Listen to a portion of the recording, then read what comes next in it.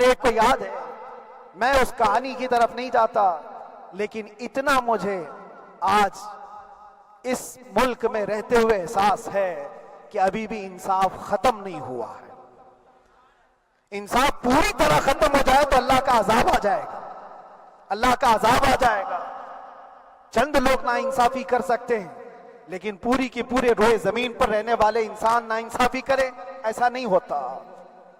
ہمارے حق میں سپریم کی طرف سے جو انصاف آیا ہے، ہمارے دل میں اس قدر جگہ ہے آج، اور اس قدر احساس ہے کہ ہمیں یہ اندازہ آج بھی ہوتا ہے کہ چاہے کچھ بھی ہو جائے لیکن انصاف پوری طرح سے مر نہیں سکتا، انصاف پوری طرح سے مر نہیں سکتا۔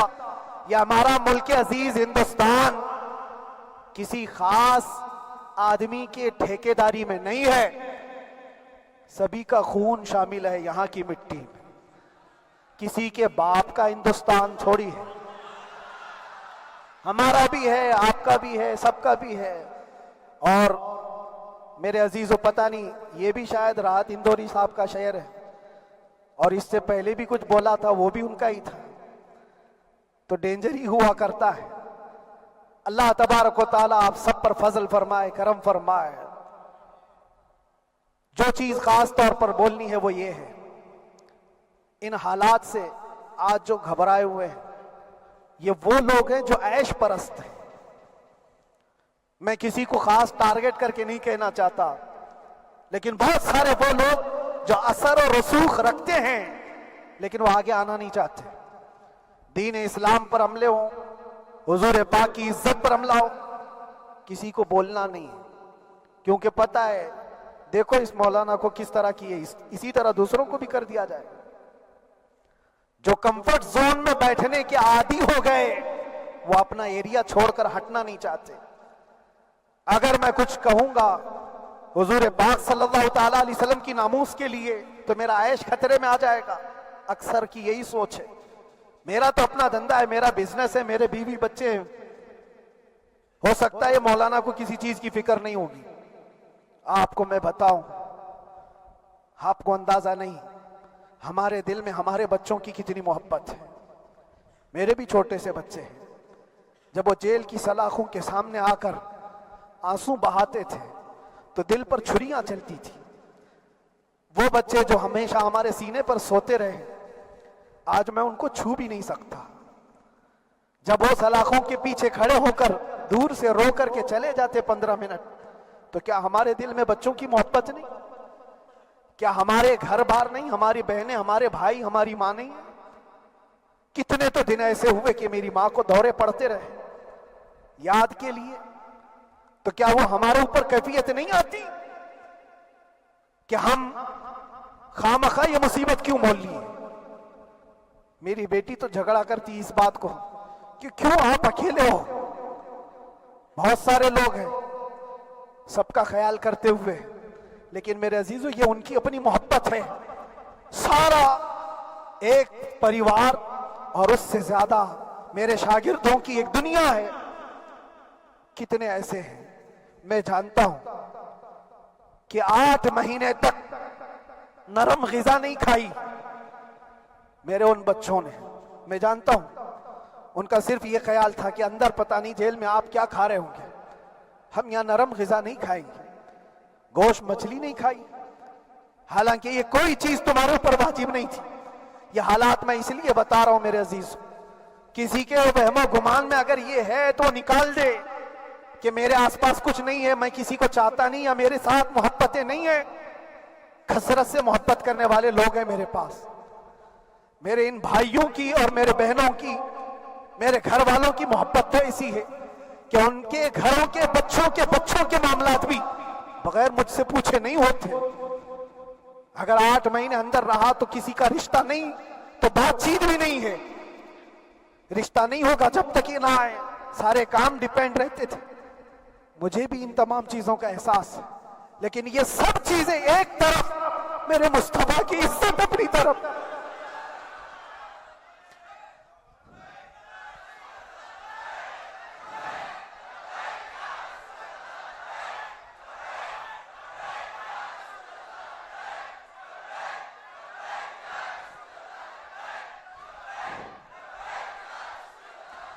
میرے عزیزوں، ہر ایک کے آنسوں کے قطرے میں نے دیکھے، بھائیوں کے، بہنوں کے، میرے پاس ملنے کے لیے میرے جو شاگرد آتے ان کے، یہ اکثر جب جیل کی دیوار پر آ کر کھڑے ہوتے، ان کی آنکھیں لال، یہ آنسو بہاتے 15 منٹ ملاقات کر کے چلے جاتے۔ آپ کو کیا اندازہ ہے اندر کے حالات ایک دن ایک سال کے برابر لگنے لگتا ہے، گھٹتے رہتے، لیکن ایک بات کا احساس بار بار ہوتا کہ یہ ساری محبتیں ایک طرف ہے، لیکن ہم جس کے لیے کھڑے ہوئے ہیں اس کی محبت میں کوئی سمجھوتا نہیں، اس کی محبت میں کوئی سمجھوتا نہیں۔ ایمان اسی کا نام ہے، لا یؤمن احدکم حتی اکون احب الیہ من والدہ وولدہ والناس اجمعین، تم میں سے اس وقت تک کوئی پورا مومن نہیں ہو سکتا جب تک کہ اپنی اولاد، اپنے مال دولت، اپنے ماں باپ، سب سے زیادہ اپنے رسول سے محبت نہ کرے۔ دعا یہی کرتے رہو جب حضور پاک کا معاملہ آئے تو ساری دنیا ایک طرف ہو جائے۔ میں نے ایک واقعہ پڑھا تھا اندر ہی، حضرت خالد بن ولید رضی اللہ تعالیٰ ایک قلعے پر اچانک حملہ آور ہوئے تھے۔ وہ قلعے میں موجود جو دشمنان اسلام تھے ان کی پارٹی چل رہی تھی، بڑے بڑے قالین، صوفے بچھے ہوئے، تشتوں میں قیمتی کھانے رکھے ہوئے تھے۔ خالد بن ولید کے ساتھ جو لشکر ہے، یہ تو وہ غریب صحابہ تھے جو پیون لگے کپڑے پہنتے، ایک کھجور پر پورا دن گزارتے۔ جب یہ اس قلعے پر حملہ آور ہوئے تو دشمنان اسلام جو تھے وہ مقابلہ کرنے کی ہمت نہ جٹا سکے، بھاگ گئے، سب سارا مال سب چھوڑ کر بھاگ گئے، بغیر کسی جنگ کے، بغیر کسی قتل قتال کے پورا قلعہ فتح کیا خالد بن ولید نے۔ اب سنو، جو صحابہ تھے وہ مال غنیمت جمع کر رہے تھے، کیونکہ یہ عرب کے لوگ ایسے مہنگے قالین نہیں دیکھے تھے، ایسے مہنگے صوفے، اتنی قیمتی غذائیں انہوں نے دیکھی نہیں تھی۔ سب جمع کرنے لگے، سب جمع کرنے لگے۔ خالد بن ولید نے کہا خبردار، ہاتھ مت لگانا، سب ہٹ جاؤ۔ سب ہٹ گئے، چند صحابہ کو بلایا، یہ سب جمع کرو، اس کو آگ لگا دو۔ پورا مال غنیمت جو تھا آگ لگا دیا۔ تو جو صحابہ تھے وہ کہنے لگے کیا یہ اچھا ہوتا، یہ سب میں آپ تقسیم کر دیتے، یہ بہت قیمتی چیزیں ہیں، عرب میں ہم لے جاتے تو یہ بہت مہنگی چیزیں ہیں۔ خالد بن ولید نے کیا کہا جانتے ہو؟ کہا اگر تم کو بھی ان تمام چیزوں کی عادت لگ جائے تو تم بھی ویسے ہی بھاگو گے جیسے یہ بھاگے۔ یہ آج جو ہمارا مقابلہ کرنے کی طاقت نہ لا سکے اور بھاگ گئے، اس کی وجہ یہ ہے کہ وہ عیش پرست ہے، عیاشی ان کے اندر تھی جس کی وجہ سے وہ کھڑے نہ ہو سکے۔ اور جب یہ عیاشی آئے گی تم کھڑے نہیں ہو سکو گے، کھڑے نہیں ہو سکو گے۔ آج میں یہی بات دہرانا چاہتا ہوں، جو بہت بڑے چہرے لے کر بیٹھے ہوئے ہوں، وہ سیاسی اثر و رسوخ رکھنے والے بھی کمفرٹ زون میں رہنا چاہتے ہیں۔ میں چند لوگوں کو چھوڑ کر کہہ رہا ہوں، اکثر کا حال یہ وہ سوچتے ہیں کہ ہمارے اس دائرے سے نکلیں گے تو ہمارا عیش خطرے میں آ جائے گا، گھر بار خطرے میں آ جائے گا۔ یہ دنیا کی محبت انسان کو بزدل بناتی ہے، بزدل بناتی ہے۔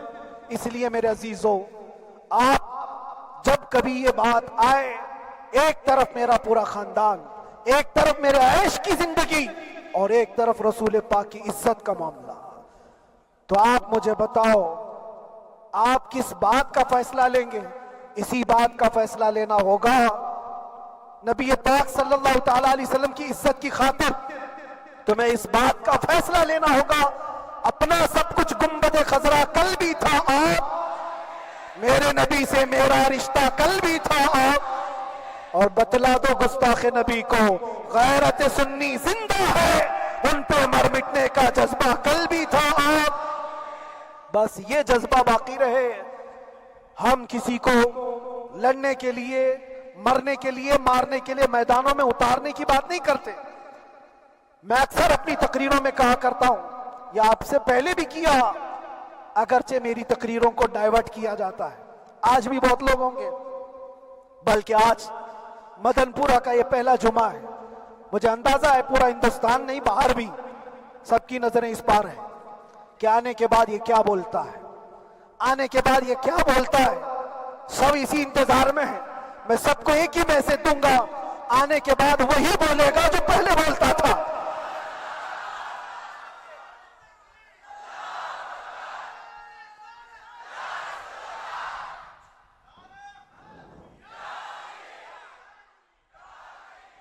اگر کچھ غلط ہوتا تو ہمارے اس ملک عزیز ہندوستان کی سب سے اعلیٰ عدالت یہ نہیں کہتی کہ ان کے اسپیچ میں کوئی ہیٹ مسئلہ نہیں ہے۔ وہ ہمیں اندازہ ہے میرے عزیزوں، ہاں جہاں غلطی ہوگی ہم بھرے اعلان کے ساتھ کہیں گے کہ ہم سے یہ غلطی ہو گئی، ہم سے یہ خطا ہو گئی، زبان پھسل گئی، لیکن جو چیز نہیں ہے تو اگر تم زبردستی اس کو کہو گے تو یہ ہم نہیں مانتے۔ ہاں بس اتنی دعا میرے حق میں کریں کہ جتنی بھی زندگی باقی ہے اللہ تبارک و تعالی حضور پاک کی محبت اور ان کی عظمت کی حفاظت کے لیے جیتے مرنے کی توفیق عطا فرمائے۔ ہمارا کام صرف اتنا رہ گیا، جو میسج دینا تھا وہ ہم نے دے دیا۔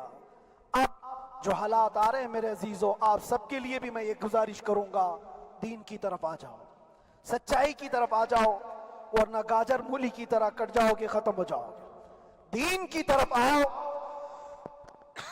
سچائی کی طرف آؤ، اور اسلام نے کہیں پر بھی تمہیں کسی طرح کے آتنک اور دہشت کی تعلیم نہیں دی ہے۔ کہیں پر کسی ٹیررسٹ کی کوئی بھی تعلقات کی کہیں مجھے کوئی بات بتا دو۔ اگر کوئی مسلمان اس طرح کی حرکتیں کر جاتا ہے جس کو یہ لوگ بدنام کرتے ہیں تو ہم سمجھتے ہیں اس کا اسلام سے تعلق نہیں ہوگا۔ اسلام سے تعلق ہوتا تو اس کے اندر صدیق اکبر اور فاروق اعظم کی ادائیں ہوتی۔ آج آپ کو وہ معاشرہ زندہ کرنے کی ضرورت ہے۔ میں نوجوانوں سے کہوں گا، بہت دن گزار لیے ٹک ٹاک پر مجرے، اور تمہارے اس انٹرنیٹ کی دنیا پر جس طرح تم نے آوارگی کر لی ہے، اب وقت کم بچا ہے۔ آ جاؤ میرے نبی پاک کی گنبد کی چھاؤں میں، عزت وہیں پر ہے، انہی کے قدموں میں عزت ہے، اور یہاں پر بھی ہے اور آخرت میں بھی ہے، آخرت میں بھی ہے۔ بس اس عزت کے لیے آپ سب سے میں گزارش یہ کروں گا، سچائی کی طرف واپس آ جاؤ، سچائی کی طرف واپس آ جاؤ۔ جو تمہاری نمازیں باقی ہیں اس کو پوری کر لو، اس سے پہلے کہ دنیا تم پر نماز پڑھ دے، اس سے پہلے کہ تمہارے جنازے کی نماز پڑھی جائے، اپنی نمازیں کمپلیٹ کر لو۔ اور علماء ذوی الاحترام کا ادب و احترام اپنے اندر رکھو۔ صرف اس بات کے لیے آپ کو میں احساس دلانا چاہتا ہوں کہ مجھے جس راستے سے گزارا گیا، جتنے دن قید و بند کی صحبتیں گزاری گئی، یہ صرف یہ میسج دینا تھا کہ پھر اس مولانا کا یہ ہو سکتا ہے تو چھوٹے چھوٹوں کی کیا کر دیں گے۔ ایسا اگرچہ آ جائے موقع تب بھی گھبرانے کی ضرورت تھی۔ آپ کو پتا ہے اس ملک عزیز ہندوستان کی آزادی میں 30,000 علماء کو پھانسیوں پر لٹکایا گیا۔ انگریزوں نے 30,000 علماء کو کشمیر سے لے کر دلی تک ہر درخت پر ایک عالم کی لاش لٹکتی تھی۔ انہوں نے قربانیاں دی ہیں، قربانیاں بزرگان دین کے علماء ذوی الاحترام کی ہوئی ہیں۔ یہ اور بات ہے کہ اس جنریشن نے آج ہم کو دیکھا تو ان کو بہت بڑا لگتا ہے، یہ کوئی بہت بڑی بات نہیں تھی، بہت بڑی بات نہیں تھی۔ اس پروسیس سے بہت سارے علماء کو گزارا گیا ہے۔ سرکار مجاہد ملت رحمت اللہ تعالی علیہ ایمرجنسی کے زمانے میں 18 مہینے تک قید میں گزارے، 18 مہینے تک ایمرجنسی، وہ بھی ڈکٹیٹر کا زمانہ تھا۔ اس زمانے میں بھی آپ اندر رہے، لیکن باہر آنے کے بعد نہ آپ کے مشن میں کوئی کمی آئی، نہ آپ کی زبان میں کوئی لکنت آئی۔ اللہ والے جو ہیں وہ اللہ کی رضا کی طرف اور رسول پاک کی رضا کی طرف ہوتے ہیں۔ ہم سب بھی اس مشن کو آج یہاں سے زندہ کرتے ہیں، جہاں سے ہم چھوڑے تھے وہیں سے آگے بڑھتے، جہاں سے ہم چھوڑے تھے وہیں سے ہم آگے بڑھتے ہیں۔ کسی کو اگر کچھ برا لگتا ہے تو وہ اس کے سمجھ کا قصور ہے، اس کے فہم کا قصور ہے۔ ہم نے کسی کو ٹارگٹ کر کے کبھی کہا نہیں، بلکہ یہ تو کامن بات ہے، ایک تو کامن کہی جانے والی بات ہے۔ فخر سے اگر کوئی آدمی اپنے گھر میں کہے کیا بات ہے مولانا آج صبح سے تمہارے گھر میں کچھ ہلچل نہیں ہے، کچھ ہلچل نہیں ہے، ہو سکتا ہے تمہارے گھر میں کوئی نہ ہو، تم اکیلے بیٹھے ہو، بیوی کہیں گئی ہے، ماں کہیں گئی ہے، گھر میں کوئی بنانے والا نہیں ہو، گھر میں خاموشی ہے، تو تم اگر اس کو جواب دے دو کہ کچھ دیر کی خاموشی ہے، شام میں آ جائے گی، کچھ دیر کی خاموشی ہے، شام میں آ جائے گی، تو کیا گناہ کیا؟ کیا گناہ کیا؟ اس کے حالات پر وہ بول رہا ہے، اس کے گھر میں خاموشی ہے اسی لیے بول رہا ہے۔ ہم نے بھی اسی لیے کہا کچھ دیر کی خاموشی، اس لیے کہ ہم جانتے ہیں اسلام وہ نہیں ہے جو یہاں دکھ رہا ہے آج، اسلام تو وہ تھا جو صدیق اکبر کے زمانے کا تھا، اسلام تو وہ تھا جو فاروق اعظم کا تھا، اسلام تو وہ تھا جو عثمان غنی اور حیدر کرار کا تھا، تو وہ جو ہلچل تھی وہ خاموش ہے، صلاح الدین ایوبی کا دور تھا، وہ اسلام کی ہلچل تھی، تو میرا گھر آج خاموش ہے، اس لیے تو میں پکار کر کے رہا کچھ دیر کی خاموشی ہے، اور ہمیں اپنے رب سے یقین ہے یہ خاموشی ایک شام ٹوٹے گی، کوئی صلاح الدین آئے گا۔ اور اللہ تبارک و تعالی ہم سب کے اس عزم اور حوصلے کو زندہ رکھے اور آپ سب کی محبتوں کو سدا سلامت رکھے، اور میرے آقا صلی اللہ تعالی علیہ وسلم کے قدموں پر مر مٹنے کی ہمیں توفیق عطا فرمائے۔ وآخر دعوانا الحمدللہ رب العالمین، لبیک یا رسول اللہ۔